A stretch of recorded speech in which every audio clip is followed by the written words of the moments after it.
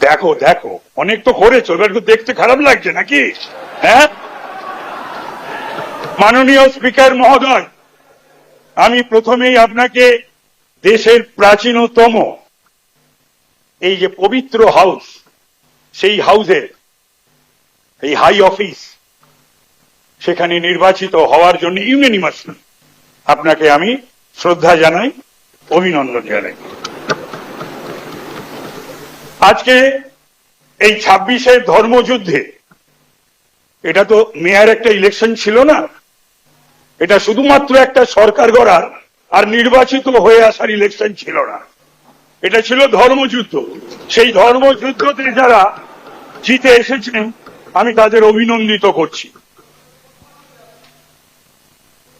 Sir, একটা জিনিস করতে হবে, মাননীয় মুখ্যমন্ত্রী রয়েছেন, এই সদনে কোন রাষ্ট্র বিরোধী স্লোগান, দেশ বিরোধী স্লোগান চলবে না, আইন করে বন্ধ করতে হবে, আইন করে বন্ধ করতে হবে, প্রয়োজনে বিল এনে। পশ্চিমবাংলা সাপমুক্ত হয়েছে, পশ্চিমবাংলা পাপ মুক্ত হয়েছে, পশ্চিমবাংলা ভয় মুক্ত হয়েছে। যারা যারা হাউসের ভেতরে, মাননীয় শোভনদেব চট্টোপাধ্যায় মহোদয়, তাকে বলতে হলো, এখানে এক বলতে হচ্ছে, কিছু করার নেই।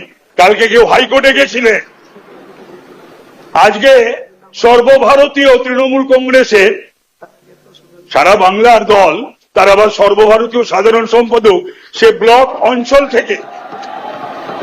অঞ্চল থেকে বিজেপি প্রার্থীদের, থামুন, বলাই জানেন কিছু, থামুন, টাকা সব বলা যায়, এটা কিছু হবে না বলে উঠে লাভ নেই, বসো, উঠে লাভ নেই, বসো না, বলতে দিতে হবে। নাম করিনি, সে বলেছিল তাদের হাড়গোড় ভেঙে দেওয়া হবে। আমি বলবো সে যেন এবার বেরোয়, বিজেপি কিচ্ছু করবে না, তার ব্যবস্থা তৃণমূলই করবে, জনগণ করবে। আজকে পোস্টপোন ভায়োলেন্সের কথা এদের মুখে আসে, নির্লজ্জ বেহায়া না হলে পোস্টপোন ভায়োলেন্সের কথা বলে। একটা নির্বাচন হয়েছে পশ্চিমবাংলায়, রক্তপাতহীন, লাশহীন, এই সাইন দেখিয়ে রক্তের ওপর দিয়ে, লাশের ওপর দিয়ে আজকে 150-র ওপর গুনতে হতো স্যার আপনাকে লাশ, বিজেপি যদি এই সরকার আবার ফিরে আসতো।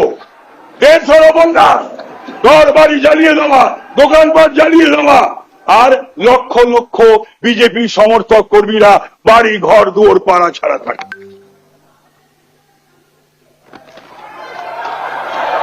তো সুতরাং আমি বলছি না, একটাও হয়নি, হলে পরে 12,500-এর নাম থাকবে আমার, আমি জেনে যাব। আমি যদি, মাননীয় মুখ্যমন্ত্রী, আমি যদি কোন রকম কোন ভায়োলেন্সে জড়িত থেকে থাকি, ওই 12,000-এ আমার নাম থাকে, আমি জেলে পাঠিয়ে দেবেন তো, যেমন এদেরকে পাঠাবেন, আমার পাঠিয়ে দেবেন। থামো, চুপ চুপ চুপ, চুপ করিয়ে দেবো,